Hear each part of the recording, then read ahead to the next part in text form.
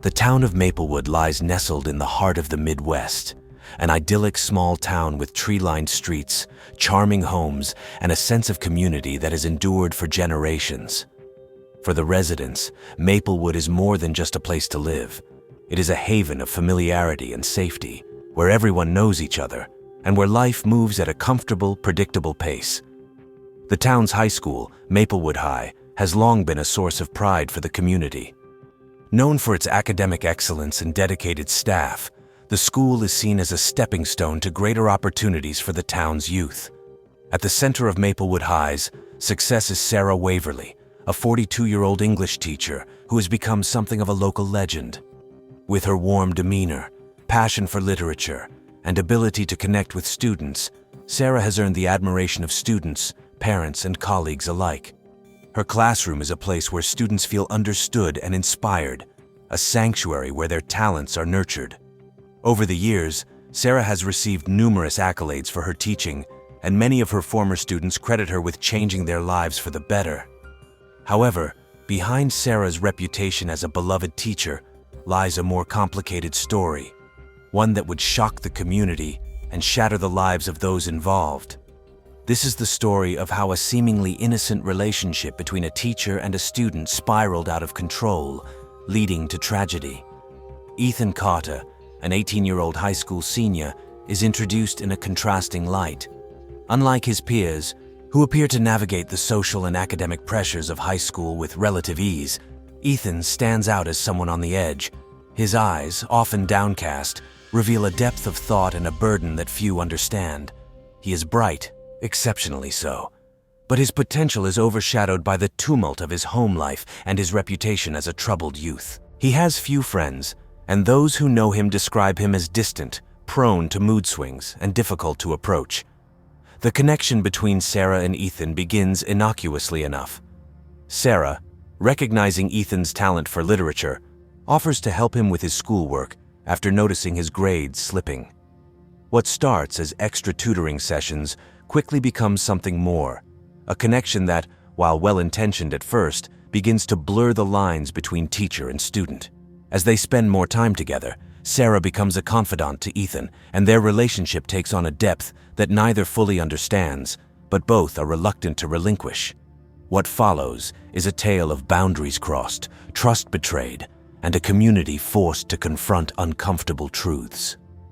This is the story of Sarah Waverly and Ethan Carter, a story of how one relationship, hidden in plain sight, led to devastating consequences. Maplewood, with its tree-lined streets and picket fences, was the kind of town where nothing much ever seemed to happen. It was the sort of place where families had lived for generations, where everyone knew each other's business, and where life was defined by the rhythms of the seasons and the predictability of small-town life. The people of Maplewood prided themselves on their strong sense of community, and at the heart of that community was Maplewood High School. Maplewood High was more than just a school. It was a symbol of the town's values and aspirations. It was where the town's children went to learn not just academic subjects, but also the lessons of life, how to be good citizens, how to work hard, and how to aspire to something greater. The school was known for its strong academic programs, its extracurricular activities, and above all, its dedicated teachers. Among these teachers, Sarah Waverly stood out as a shining example of what a teacher could and should be. Sarah had been teaching at Maplewood High for nearly 20 years. She had arrived in Maplewood fresh out of college, full of enthusiasm and eager to make a difference. Over the years, she had become a fixture at the school, earning a reputation as a teacher who could reach even the most difficult students. She was known for her patience, her creativity, and her ability to inspire a love of learning in her students. Parents requested that their children be placed in her class, and students who had once been indifferent to schoolwork found themselves excelling under her guidance. Sarah's classroom was a warm, welcoming space, filled with books and posters that reflected her love of literature. She had a knack for making even the most challenging material accessible and engaging, and her students often described her as more of a mentor than a teacher. She had a particular fondness for students who were struggling, seeing in them a chance to make a real difference. To Sarah, teaching was not just a job, it was a calling, Ethan Carter was one of those students who caught Sarah's attention. He was different from his peers, quieter, more introspective, and with a talent for writing that was evident in the essays he submitted. But there was also something else about Ethan, something that worried Sarah. He seemed burdened, as if he were carrying a weight that no one else could see. His eyes, when they met hers, were filled with a sadness that spoke of things left unsaid. Ethan's home life was difficult. His mother, a single parent, struggled with addiction, and Ethan had taken on much of the responsibility for his younger siblings. He was often absent from school, and when he did attend, he seemed distracted, his mind elsewhere. Despite his natural intelligence and talent, his grades were slipping, and his behavior was becoming increasingly erratic. Teachers saw him as a problem student, someone who was on a downward spiral that seemed impossible to stop. But Sarah saw something different. She saw a young man who was crying out for help, who needed someone to believe in him. She began to reach out to Ethan, offering him extra help with his schoolwork, and gradually, he began to respond. The tutoring sessions started as a way to improve his grades, but they quickly became something more. Ethan began to confide in Sarah, telling her about his struggles at home, his fears for the future, and the sense of hopelessness that often overwhelmed him. Sarah, in turn, began to open up to Ethan about her own life. She told him about her divorce, how it had left her feeling isolated and lonely, and how teaching had become her only source of fulfillment. She found in Ethan a kindred spirit, someone who understood the pain of feeling alone in a world that often seemed indifferent. Their conversations, initially focused on schoolwork, began to delve into deeper, more personal topics. The lines between teacher and student, once so clear, began to blur. As their relationship deepened, it became increasingly difficult for Sarah and Ethan to maintain the boundaries that had once defined their interactions. What had started as an innocent attempt to help a struggling student had become something much more complicated. There were moments when Sarah would catch herself, realizing that she was crossing a line, but she would push those thoughts away, convincing herself that what she was doing was in Ethan's best interest. She saw herself as his savior, the one person who could help him turn his life around. Ethan, for his part, became increasingly dependent on Sarah. She was the only person in his life who seemed to truly care about him, and he began to see her not just as a teacher, but as a friend, a confidant, and perhaps something more. He started to seek out her company, finding reasons to stay after school, to visit her office, to send her late-night text messages. The connection between them grew stronger, fueled by their shared sense of isolation and their need for validation. To the outside world, their relationship appeared to be nothing more than that of a dedicated teacher helping a troubled student. But those closest to Ethan began to notice changes in him. He became more withdrawn, more secretive, and his behavior became increasingly erratic. Chloe Matthews, one of Ethan's few friends, began to suspect that something was wrong. She noticed the way Ethan would light up when he talked about Sarah, the way he seemed to be spending more and more time with her.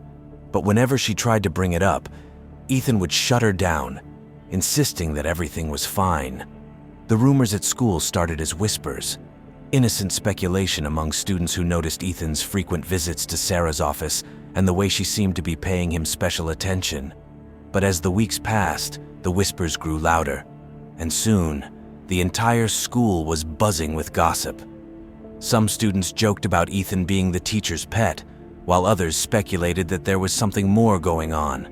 But no one could have imagined just how far things had gone. The relationship between Sarah Waverly and Ethan Carter, once a seemingly innocent bond forged out of a shared love for literature and the need for guidance, had become a toxic entanglement that neither could escape. What began as extra tutoring sessions had slowly but inexorably transformed into a deep emotional dependency. For Ethan, Sarah had become the anchor in his tumultuous life, the one person who seemed to understand him. For Sarah, Ethan filled the void left by her failed marriage and years of loneliness. However, as the months passed, the relationship began to show signs of strain, and the once nurturing connection turned darker, with both participants feeling increasingly trapped. As their relationship deepened, the boundaries that once separated them Teacher and student, adult and adolescent, began to dissolve. Sarah found herself unable to maintain the professional distance she knew was necessary. Her thoughts were consumed by Ethan, and she began to rely on him in ways that were wholly inappropriate. She confided in him about her fears, her insecurities, and her regrets, effectively placing the emotional burden of her own unresolved issues onto his young shoulders. Ethan, who was already struggling with the chaos of his home life, now found himself entangled in Sarah's emotional world. He felt responsible for her happiness, for her sense of self-worth, and this responsibility weighed heavily on him. The more Sarah shared, the more he felt obligated to stay close to her, to support her in any way he could. But this closeness, which had once felt comforting, began to suffocate him. He was an 18-year-old boy, unprepared for the complexity of the emotions that Sarah was pouring into him. The tension between them grew. What had once been easy, natural, and even enjoyable became fraught with unspoken expectations and unaddressed fears. Sarah, desperate to maintain the connection she had with Ethan, began to exhibit increasingly controlling behavior. She would question him about his interactions with other students, particularly girls, and would become visibly upset if he seemed distant or distracted. She would remind him of all the things she had done for him, all the ways she had helped him, subtly implying that he owed her his loyalty and his affection. Ethan, who had initially welcomed Sarah's attention, began to feel trapped. He knew that what they were doing was wrong, that the relationship had crossed lines that should never have been crossed, but he could not see a way out. He cared for Sarah, but he was also growing resentful of the control she seemed to exert over his life. He started to pull away, to spend less time in her classroom, and to avoid their after-school meetings whenever he could. But every time he tried to distance himself, Sarah would find a way to pull him back in, using guilt and emotional manipulation to keep him close. As their relationship became more intense, Ethan found himself increasingly isolated from his peers. His few friends, like Chloe Matthews, noticed the changes in him but felt powerless to intervene. Chloe, in particular, was deeply concerned. She had been friends with Ethan since middle school and had always seen him as someone who needed protection, someone who was too sensitive for the harsh realities of the world. When Ethan started spending more time with Sarah and less time with his friends, Chloe tried to talk to him about it, but Ethan brushed her off, insisting that nothing was wrong. But Chloe was not convinced. She could see the strain in Ethan's eyes, the way he seemed to be carrying a weight that was too heavy for him to bear. She had even caught glimpses of the way Sarah looked at Ethan, the way her eyes would linger on him longer than seemed appropriate, and it made her uneasy. But every time she tried to bring up her concerns, Ethan would shut her down. He was defensive, protective of Sarah in a way that made Chloe even more suspicious. Ethan's isolation was not just emotional, it was physical as well. He stopped attending social events, skipped classes more frequently, and withdrew from activities he had once enjoyed. His grades, which had briefly improved under Sarah's tutelage, began to slip again. Teachers noticed, but they attributed it to his troubled home life, unaware of the deeper issues at play. The rumors that had been circulating among students about Ethan's relationship with Sarah grew louder, but there was no concrete evidence, no proof that anything untoward was happening. It was all whispers and speculation, easily dismissed by those who did not want to believe that something so wrong could be happening right under their noses. For Sarah, the growing distance between her and Ethan was unbearable. She had invested so much of herself in him, had come to rely on him for her own sense of worth, and the thought of losing him filled her with panic. She became more controlling, more desperate to keep him close. She would send him messages late at night, demanding to know where he was and who he was with. When he did not respond quickly enough, she would flood his phone with calls and texts, her anxiety spiraling out of control. Ethan, meanwhile, was caught in a trap of his own making. He wanted to escape, to go back to the way things were before, but he did not know how. He was afraid of what would happen if he tried to end the relationship, afraid of what Sarah might do, and afraid of the fallout that would inevitably follow. He was already being suffocated by the secrecy, by the constant lies he had to tell to keep their relationship hidden. The guilt was eating away at him, and he began to experience bouts of severe anxiety and depression. But he could not bring himself to sever the tie that bound him to Sarah, not when she made it so clear that she needed him. The situation reached a breaking point one evening after school. It was late in the semester, and the pressure was mounting for Ethan in all aspects of his life. His grades were on the verge of failing, his home life was more chaotic than ever, and the emotional weight of his relationship with Sarah was becoming unbearable. He had been avoiding her for days, making excuses to miss their meetings, but he knew he could not keep it up forever. Sarah's messages had become increasingly frantic, and he knew that he could not avoid her any longer. That evening, Ethan reluctantly made his way to Sarah's classroom. The school was nearly empty, the hallways silent. The only sound the echo of his footsteps on the polished linoleum floors. When he reached her door, he paused, taking a deep breath before pushing it open. Sarah was waiting for him, her face a mixture of relief and anger. "Where have you been?" she demanded, her voice trembling with emotion. "I've been worried sick, Ethan. Why have you been avoiding me?" Ethan closed the door behind him, his heart pounding in his chest. He could feel the tension in the air, could sense that this conversation was going to be different from any they had had before.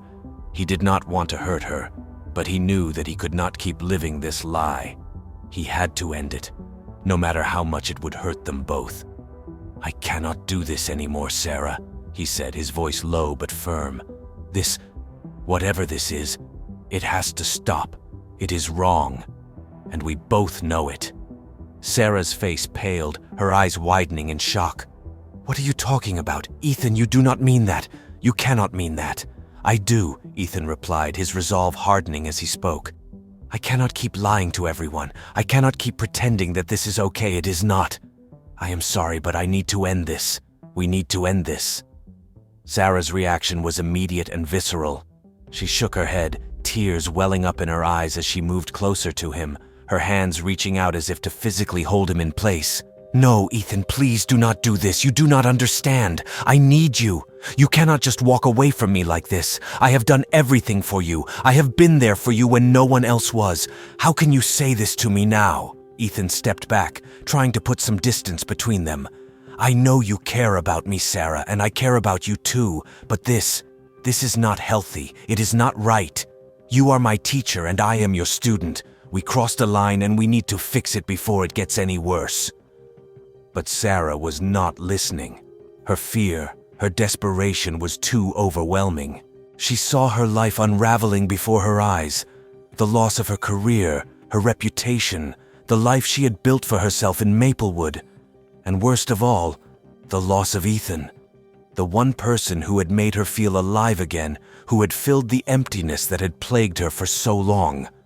"No," she whispered, more to herself than to him. "I will not let you leave me. I cannot." Her hands clutched at his arms, her grip tightening as she spoke. "You cannot leave me, Ethan. I will not let you. We are in this together, you and me, remember? You promised you would not leave me." Ethan tried to pull away, his anxiety mounting as he realized just how desperate she had become. "Sarah, let go. Please just let me go."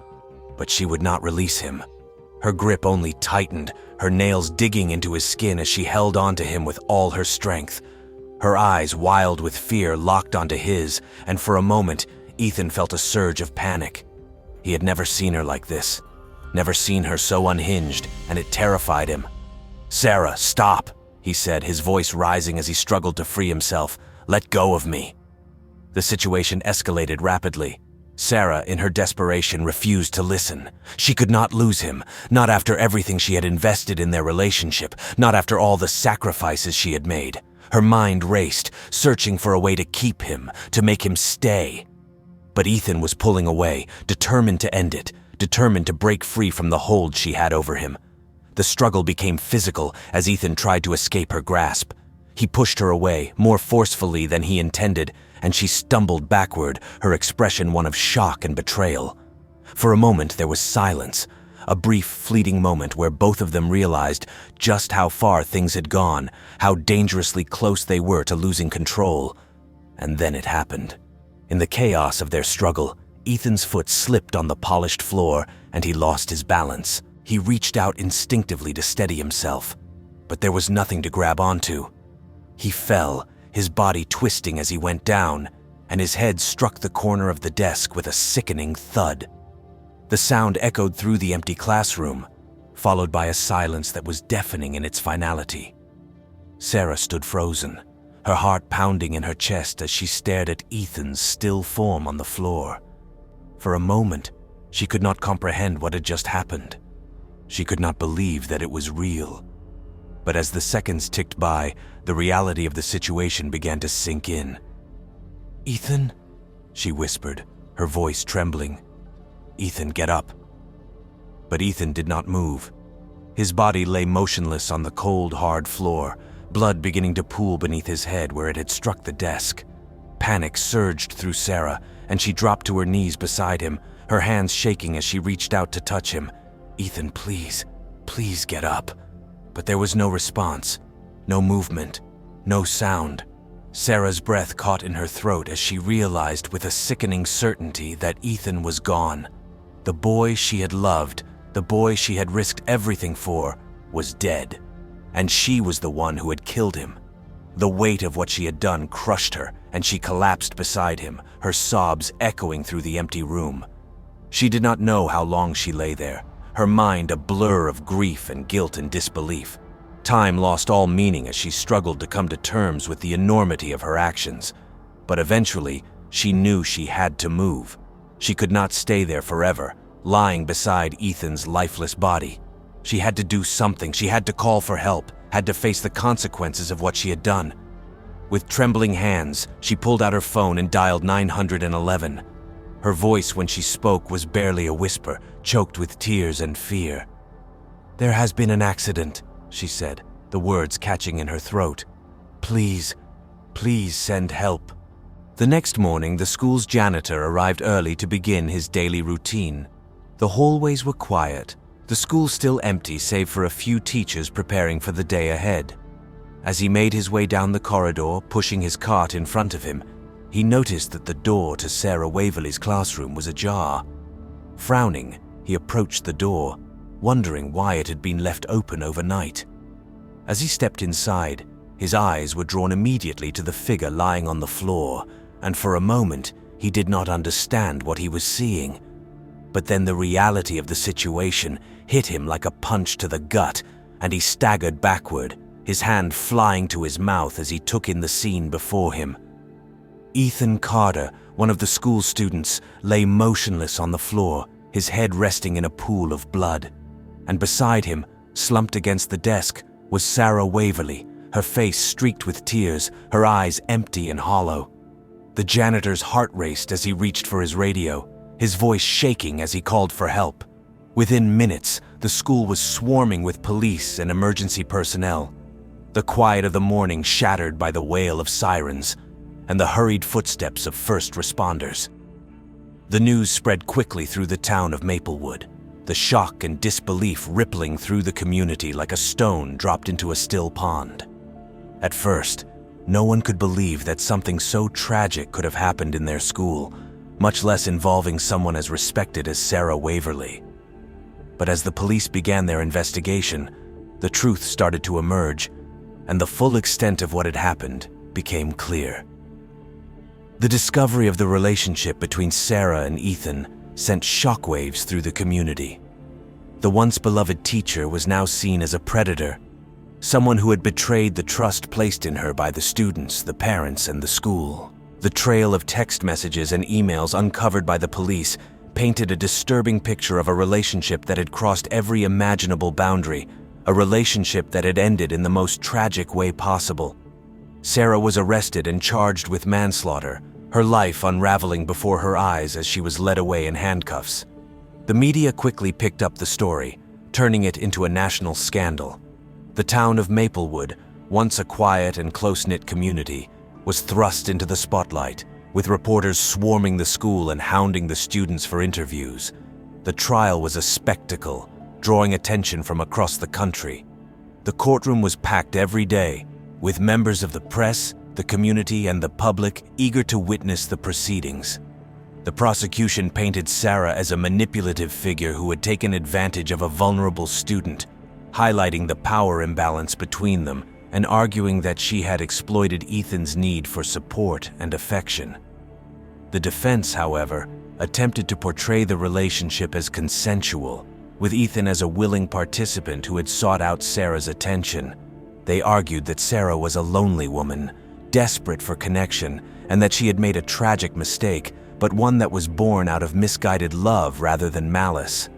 Public opinion was deeply divided. Some saw Sarah as a predator who had betrayed the trust placed in her by the community. Others viewed Ethan as a troubled young man who had been complicit in the relationship, blurring the lines of victimhood. The courtroom was filled with emotional testimonies from students, colleagues, and psychological experts, all trying to make sense of the complex relationship between Sarah and Ethan.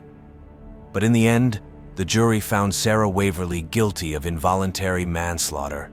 She was sentenced to prison, but the consequences of her actions went far beyond her legal punishment. The community of Maplewood was left to grapple with the fallout, questioning how a respected teacher could cross such a forbidden line. The school, once a source of pride, became a symbol of scandal and tragedy. The fallout from the case was felt throughout Maplewood for years to come. The school, once the pride of the community, was now tainted by the scandal, and many parents pulled their children out, unwilling to have them associated with a place that had been the site of such tragedy. The students who remained struggled to come to terms with what had happened, particularly those who had been close to Ethan. The grief and confusion they felt were compounded by the knowledge that someone they had trusted, someone who was supposed to protect them, had betrayed that trust in the worst possible way. The town itself was left divided. Some residents could not bring themselves to believe that Sarah, who had been such a respected and beloved figure, could have done something so terrible. Others were angry, feeling that she had gotten off too lightly, that the sentence did not fully reflect the gravity of her actions. For Sarah, prison was a bleak and lonely existence. She spent her days consumed by guilt and regret, haunted by the memory of what had happened in that classroom.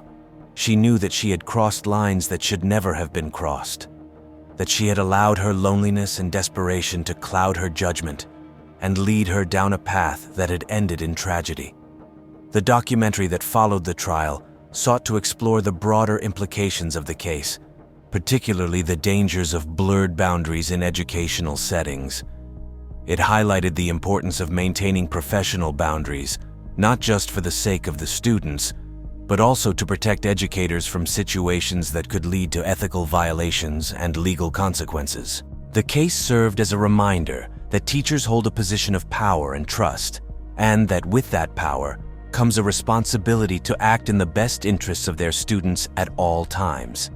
The school, once a source of pride, had become a symbol of scandal and tragedy. The town, once united, was now divided, with some residents still struggling to reconcile the image of Sarah Waverly as a beloved teacher with the reality of her actions. The students, particularly those who were close to Ethan, were left with a sense of loss and confusion, questioning how someone they trusted could have betrayed them in such a profound way.